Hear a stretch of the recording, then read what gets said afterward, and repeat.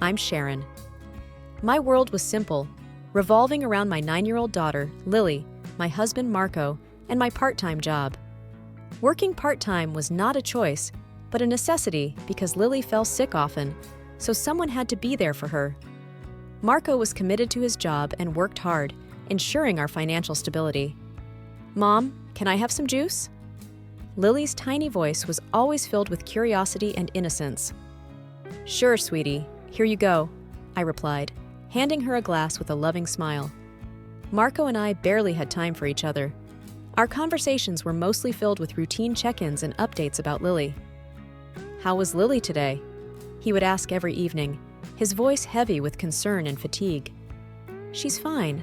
A bit tired, but fine," I would respond, trying to keep the worry out of my voice. It was during one of these mundane days that I started feeling unwell. My stomach was in constant turmoil.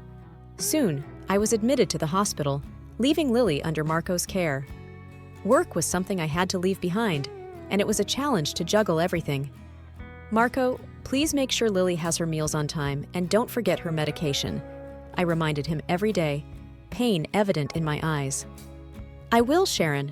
Focus on getting better," Marco would reassure me, his eyes meeting mine for a brief moment before leaving the room. With me in the hospital, the responsibility of dropping and picking up Lily from school fell on my friend Iris. Iris was my confidant, someone I had known for years. She did not work and had a lot of free time, so she happily agreed to help us out. "Iris, thank you so much for doing this." I expressed my gratitude daily. "Oh, it's no trouble at all, Sharon. We're friends, aren't we?" Iris would reply with a casual wave of her hand. Iris brought Lily to the hospital every day after school, and for that, I was thankful. However, something was off. I could sense it in Iris's hurried visits and in her restless, absent-minded conversations. "Is everything okay, Iris?" I asked her one day, her nervous energy filling the room. "Oh yes, just some things on my mind." She brushed it off with a nervous laugh. And then there was Marco. His visits became less frequent, our conversations brief and superficial. "I'm just caught up with work and Lily," he would say whenever I asked him about his infrequent visits. I wanted to believe him, but something didn't sit right. Lily, my source of joy, also seemed different. She was quieter, her bright eyes losing their sparkle. "How was school today, Lily?" I would ask her every day, hoping to break her silence. "It was fine," she would reply with a small, forced smile. The serene strings of our life were starting to feel strained. My family, my friend, the people who were my pillars were changing, and I couldn't shake off the feeling that something was very, very wrong. The days were rolling by with a certain monotony, and I was growing more uneasy with each passing moment. I felt like a spectator in my own life, watching the unsettling changes in the people I loved. Every visit from Iris was marked by an unsettling silence, her usually lively demeanor replaced by a pensive, distant one. "Iris, you've been acting so strange lately. What's going on?" I finally asked her, unable to keep the worry out of my voice. I have some stuff to deal with, Sharon. Nothing for you to worry about," Iris replied, avoiding my gaze. "Is it something serious?" I pressed on, eager to help my friend. "Sharon, really, it's nothing. Focus on getting better." She brushed me off, changing the subject hastily. Marco was a whole different story. He would walk in with a forced smile, updating me on Lily and his work, all the while avoiding eye contact. It was as if he was carrying a heavy burden, one that he was unwilling to share. "Marco, is everything okay at home?" I asked him, the concern clear in my voice. "Everything is fine, Sharon. Just work is a bit stressful," he replied, his gaze fixed on the floor. "And Lily, is she okay? She's been so quiet lately," I prodded, my worry for Lily overpowering everything else. "She's just missing you," he responded, his voice flat. I tried talking to Lily too, to understand what was going on in her little mind. Every day, I would ask her about her day, about school, about her dad, and Iris. Her responses were always monosyllabic, her eyes never meeting mine. "Lily, sweetheart, is something bothering you? You can tell me anything, you know that, right?" I coaxed her gently. "I know, Mom, I'm just sad." she mumbled, playing with her fingers. Sad about what, sweetheart? Is it because I'm here in the hospital? I asked, my heart aching to see her so distraught. It's just, I don't like it when... She trailed off, tears brimming in her eyes. The unsettling silence was taking a toll on me.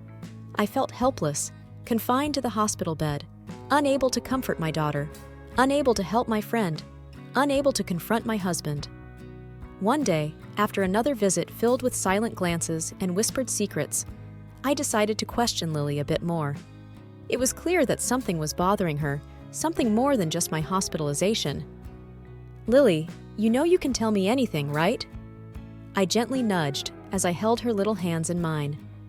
I know, Mom, she mumbled, her eyes filled with a secret pain. What's going on, sweetheart? Are Dad and Iris treating you well? I asked, my worry creeping into my voice. It's just... I see things, Mom, she replied, her voice barely above a whisper. What things, Lily? What have you seen? I urged her, my heartbeat quickening. I have videos, Mom, of Dad and Iris. They laugh a lot. They look happy, she confessed, her eyes filling with tears. Videos? What do you mean, Lily? I asked, my heart sinking. She hesitantly handed over her little tablet, her hands shaking. What I saw on that screen broke my heart into a million pieces. It was Marco and Iris, laughing, sharing private jokes, looking like a couple. The pain was unbearable, the betrayal cutting deep. I'm so sorry, Mom. I didn't know what to do, Lily sobbed, clinging to me. Oh, Lily, this isn't your fault, sweetheart, I comforted her, my own tears falling freely. But the pain didn't stop there. Lily, with her innocent eyes clouded with tears, told me more. She had seen Iris coming out of our bedroom more than once. It was like a dagger to my heart, each word from Lily's mouth twisting it deeper and deeper. She comes out of your room, Mom. I've seen her. Dad says they are just talking, but I know it's wrong, Lily revealed, her voice breaking. Oh, Lily, was all I could muster, the pain in my chest making it hard to breathe. My mind was racing, thoughts of confrontation, of revenge, of escape filling every crevice. How did things come to this? How did my serene, simple life turn into this twisted, painful mess? The air was heavy with tension when Iris came back. I was burning with anger, betrayal etched on every feature of my face. I confronted her the moment she stepped inside my hospital room. Iris, I need to talk to you, I said, my voice sharp with anger. Oh, okay, what's up? She replied, trying to keep her voice steady, a hint of nervousness in her eyes. I know about you and Marco. Lily showed me everything. I spat out the words, my gaze fixed on her, watching her reaction. I don't know what you're talking about, she stammered, her face turning pale. Don't lie to me, Iris. I've seen the videos. I know you've been in my bedroom. I raised my voice, my anger getting the better of me. I didn't think you'd find out. I didn't want to hurt you, she confessed, her voice breaking, tears streaming down her face. Hurt me? Iris, you betrayed me. While I'm stuck in this hospital, you're at my home with my husband, betraying me every day, I shouted, the pain evident in my voice. I'm so sorry, Sharon. It just happened, she sobbed, her body shaking with each tear. Just happened? You made a choice, Iris. You chose to betray your friend. I was seething. Every fiber of my being wanted to lash out at her. It didn't stop there. Fueled by the hurt, by the betrayal, I called Marco, my voice shaking with anger. Marco, we need to talk, I said, my voice cold and distant. What's wrong, Sharon? He replied, a hint of concern in his voice. I know about you and Iris. I've seen the videos. Lily told me everything, I accused, the bitterness lacing every word. What? What are you talking about? He stammered, his voice betraying his guilt. Don't play dumb, Marco. I know everything. You've been cheating on me with my best friend, I yelled, my heart breaking all over again. I didn't want you to find out like this, Sharon. I never meant to hurt you. He finally confessed, his voice cracking. Hurt me? You destroyed our family, Marco. You destroyed everything we had. I cried, the tears blurring my vision. Every confession was a stab to my heart, every apology a reminder of their betrayal. My mind was made up. I was going to divorce Marco, cut all ties with Iris, and rebuild my life, for Lily, for myself. After those gut-wrenching confessions, action was needed. The betrayal demanded justice, a rectification. I immediately sought legal counsel, feeling a mix of rage and determination. Mr. Thompson, I need to file for a divorce, and I need to make sure he doesn't get a dime, I told my lawyer, my voice resolute.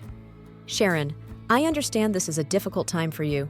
We'll do everything in our power to ensure you get what you deserve, Mr. Thompson assured me, his voice steady. Thank you. I want full custody of Lily, and I want alimony. He destroyed our family. He doesn't get to walk away unscathed, I responded, my tone icy.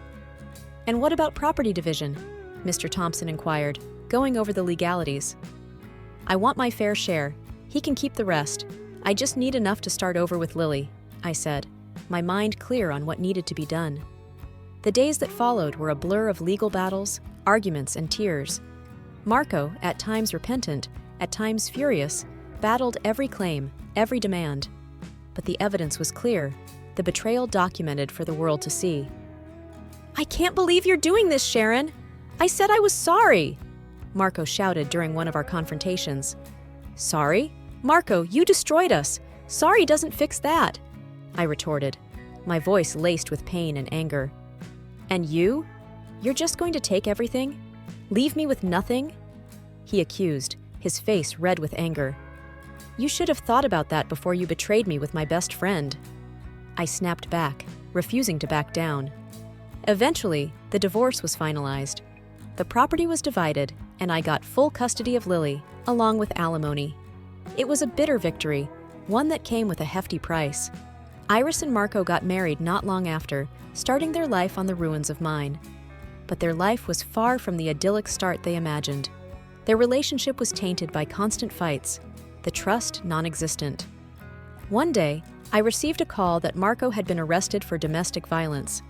Iris, once my best friend, was now a battered wife, a victim of her choices. I never thought he could do something like this, Sharon. Iris cried to me over the phone one day, her voice broken. Iris, you chose this. You chose him over our friendship, I replied coldly, feeling no sympathy for her. I know, and I regret it every day, she sobbed, her tears a stark reminder of her betrayal. Despite the pain, the betrayal, I had Lily. And with her, I had hope, love, a reason to rebuild my life.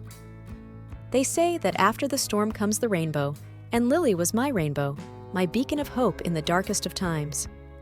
Living in the aftermath of such a tremendous betrayal was like wandering through a field of emotional landmines. I watched from afar as the lives of Marco and Iris unfolded into a chaotic mess, their supposed bliss transforming into a nightmare. One day, as I was sipping my morning coffee, I received a call from a mutual acquaintance, filling me in on the latest drama in their turbulent life. Sharon, have you heard? Marco got arrested, said the voice on the other end, a mix of concern and gossip-filled curiosity. What? Why? I responded, trying to mask my interest. He and Iris had a huge fight. He lost it and hit her, the voice replied, almost whispering. While a part of me felt vindicated, the other part just felt numb. The unraveling of their lives was the culmination of their betrayal, their deceit. Days later, Iris called me, her voice weak, broken, the sound of a defeated soul. Sharon, I didn't know where else to turn. Marco, he's not the man I thought he was, she stammered, tears choking her words. Iris, what did you expect? You both built your happiness on someone else's pain. Did you really think it would end well? I responded, my voice cold, detached. I know we did wrong, but I never imagined he could be so violent, she cried, her sobs a symphony of regret and despair. You made your bed, Iris. Now, you have to lie in it, I replied, feeling no pity for the woman who once was my closest friend. Their lives had become a tangled web of regret, pain, and consequences. Watching them, I couldn't help but feel a sense of poetic justice, a realization that the universe had its way of balancing the scales. My focus remained on Lily and our new life together. I wanted to protect her, to shield her from the pain that had marked my life. Our bond became our sanctuary, our love the light guiding us through the darkness left by Marco and Iris's betrayal. Our conversations were filled with love, support, and healing, a stark contrast to the tumultuous relationship that was now Marco and Iris's life. "Mom, will we ever be a family again?" Lily asked one day, her innocent eyes searching mine for answers. "No, sweetheart, but we are a family, you and me. We have each other, and that's all we need," I replied, hugging her tight, feeling the strength of our bond. The unraveling of lives around us served as a constant reminder of the pain of betrayal, but also as a beacon of hope, of strength. It was a painful journey, but it was our journey, a path leading us to healing, to rediscovery, to a life filled with love and hope. The dust had settled, the storm had passed, but life had to go on. It was just me and Lily now, a team, our bond stronger than ever. We had each other, and that was our strength, our solace. Days were filled with little joys, with shared laughter and love, with building new memories. We were rebuilding, rediscovering the joy and simplicity in our little duo. One evening, as we sat at the dinner table, Lily looked at me with her deep, thoughtful eyes. "Mom, are you happy?" she asked, a touch of worry in her voice. "I have you, Lily. You make me happy every single day," I answered, my heart swelling with love for her. "But what about Dad? Do you miss him?" She probed further, her innocent eyes searching for truth. "I miss what we had, what I thought we had, but we are better off without him, without the lies and the pain," I replied, trying to reassure her. "And Iris? Do you miss her?" Lily asked, her voice softer. "I miss my friend, but the Iris who was my friend doesn't exist anymore. She chose to hurt us, and I can't forget that," I said, my voice firm but gentle. "But we're okay, just the two of us, right?" she inquired, needing the reassurance. "We're more than okay, sweetie. We have each other, and that's all we need," I affirmed, reaching out to hold her hand. Our life was a reflection of our resilience, of our love. We found joy in each other, in our shared experiences, in our journey of healing and growing. We didn't need the shadows of the past haunting us, defining us. We were a mother and a daughter, a team, a family. Days were not without their challenges, but we faced them together. Our bond was our anchor, our shelter from the storms of life. "Mom, I love you. You're the best mom in the whole wide world," Lily would say, wrapping her little arms around me. "And I love you, Lily. You're the best daughter a mom could ever wish for," I would reply, hugging her back, feeling the warmth of her love. As time rolled on, healing began to seep into the cracks that the pain had left in our lives.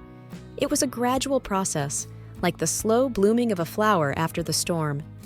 Life, with its myriad of colors, began to unfold anew for Lily and me. Our routine had become our comfort, our conversations our solace.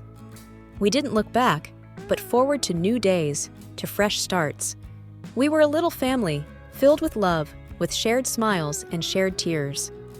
One sunny afternoon, as we were strolling in the park, Lily's face lit up with a thought. "Mom, can we get a dog? You know, a fluffy one, with big eyes and a waggy tail?" Lily asked, her eyes sparkling with excitement. "A dog, huh?